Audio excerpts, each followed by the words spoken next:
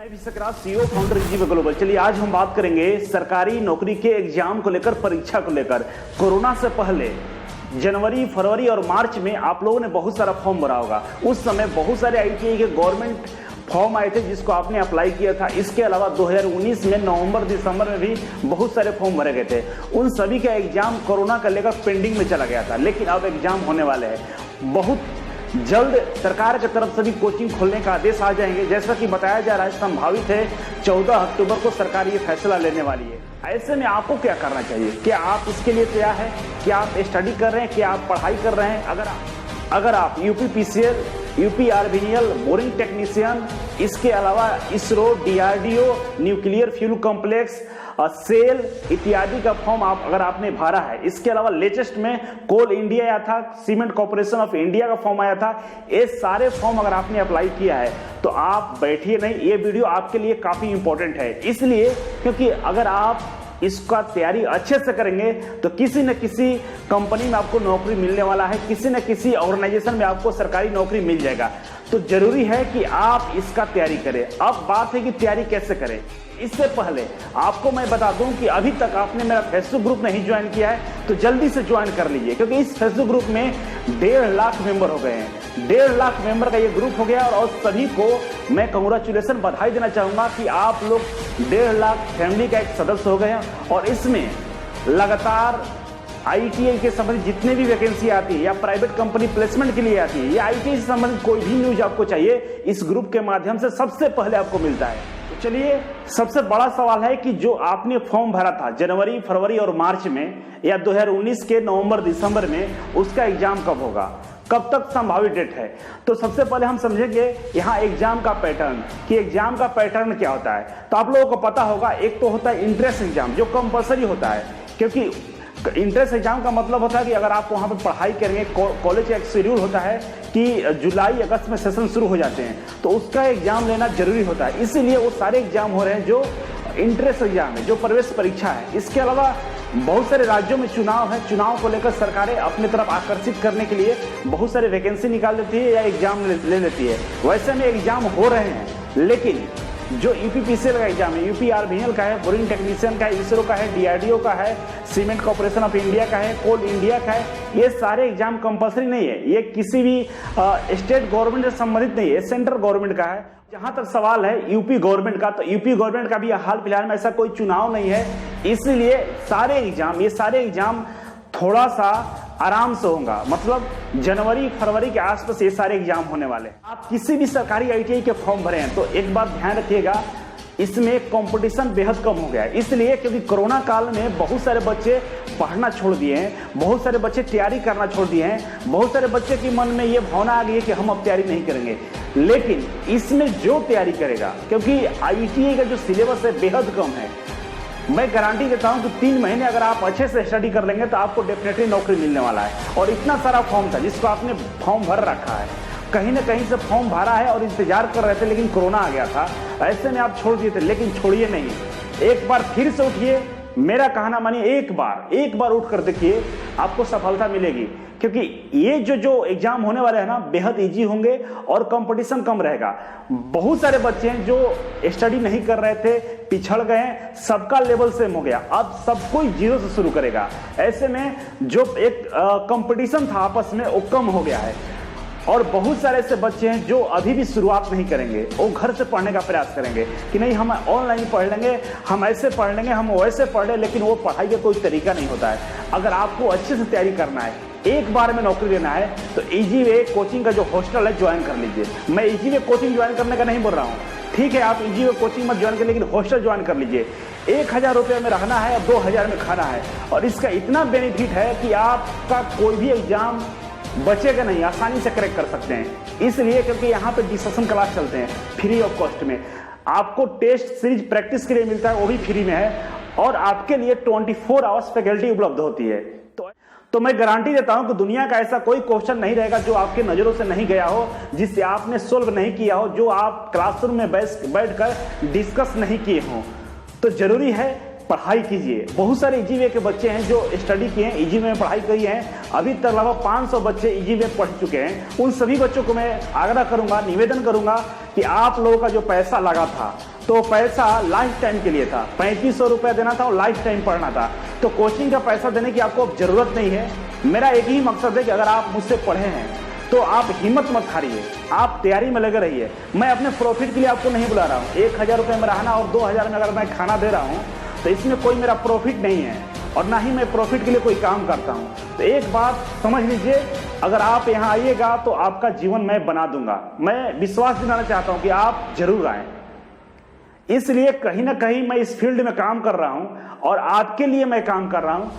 मैं सोता भी हूँ आपके लिए और जगता भी आपके लिए और दिन रात मेहनत आपके लिए करता हूँ। तो मैं चाहता हूँ कि जो मेरे बच्चे हैं जो ईजीवे से जुड़े हुए हैं, जिसको ईजीवे में विश्वास है, जो ईजीवे ग्लोबल को अपना कोचिंग मानता है, अपना घर मानता है, उन सभी के साथ मेरी संवेदनाएं जुड़ी हुई है। मैं चाहता हूँ कि आप लोग आए और तैयारी अपना जारी रखें, तैयारी छोड़े नहीं। मुझे पता है आप लोग के पास बहुत सारा कष्ट होगा, गाँव के बच्चे हैं, गरीब घर के बच्चे हैं, पैसे की इनकम कम होगा, बहुत सारी समस्याएं होगी, लेकिन एक बार किसी तरह अरेंज कीजिए। 3-4 महीना आइए, जिनका फीस जमा है उनको कोई टेंशन नहीं लेना है, कोई पैसा मैं नहीं लेने वाला हूँ। आपको पता होगा एक बार पैसा देने के बाद दोबारा पैसा यहाँ नहीं लगता है। तो आप बस आ जाइए और स्टडी कीजिए, आपका पैसा वेस्ट नहीं होगा। जो पैसा आपने लगाया है कोचिंग में, तो आप इस पैसा का उपयोग कीजिए। अगर हो सकता है आपको गवर्नमेंट जॉब ना मिले, लेकिन मैं आपको उतना कर दूंगा कि आप पूरे भारत में कहीं भी जाइएगा तो अपने आप को एक ऐसा स्टेबल महसूस कीजिएगा, अपने आप को उस लेवल पर रखिएगा जहां पे आपको सैलरी अच्छी मिलेगी, आपका पर्सनालिटी डेवलपमेंट हो जाएगा, आपको बहुत सारा जानकारी हो जाएगा जो आपको कोई रोक नहीं सकता है। तो दोस्तों, आपके अंदर वो जुनून है कुछ करने का। अगर आप चाहते हैं कि मैं कर सकता हूँ, भले आपको कुछ नहीं आता हो, 0 लेवल हो, लेकिन आपके अंदर इतना हिम्मत है कि मैं करके दिखा दूंगा, तो मैं आपका साथ देने वाला हूं। आप कदम बढ़ाइए, सहारा हम देंगे। आप कदम बढ़ाइए, सहारा हम देंगे। इसीलिए घर से निकलिए, आइए। पैसा खर्च नहीं है। पूरे पटना में ऐसा सर्विस कोई नहीं देने वाला है, पूरे पटना का पूरे भारत में ऐसा कोई सर्विस नहीं देने वाला जो मैं देता हूं। बस एक ही सपना है कि गांव के बच्चे, मजदूर के बच्चे, गरीब घर के बच्चे न छूटे, सबको स्टडी मिले, सब आगे बढ़े और उसमें मैं जितना हो सके उतना मदद कर सकूं। तो आप लोगों से निवेदन है, ये वीडियो बस इसीलिए बनाया है कि आप घर से निकलिए, पढ़ाई कीजिए, अपने अंदर जोश लाइए। आप सब कुछ कर सकते हैं, बस अपने मन को ये बता दीजिए कि मैं करूंगा। जब आप ये अपने मन को, अपने दिमाग को ये बता देंगे तो आपका दिमाग वही सोचेगा जो आप करेंगे। अभी आपका मन सो गया है, दिमाग सो गया है, क्योंकि कोरोना में सारे इंडिया सो रहा था, आप भी सो रहे थे, आपने कुछ सोचा ही नहीं। लेकिन अब उस मन को जगाना है, अपने अंदर आग को लगाना है, क्योंकि आप युवा हैं, आपके पास टाइम नहीं है। 1 साल के अंदर में आपको सब कुछ करना होगा। अगर आपका एज 23, 24, 25 साल के अंदर में है तो 1 साल ही आपके पास टाइम है। अगर 1 साल में अगर आप कुछ नहीं करते हैं तो फिर दोबारा होता नहीं है कुछ। इसीलिए 1 साल हमको दीजिए, ईजीवे को दीजिए, परिवर्तन होगा। और मैं ये वादा करता हूं कि परिवर्तन मैं करके दिखा दूंगा अगर आप मेरा साथ देंगे तो।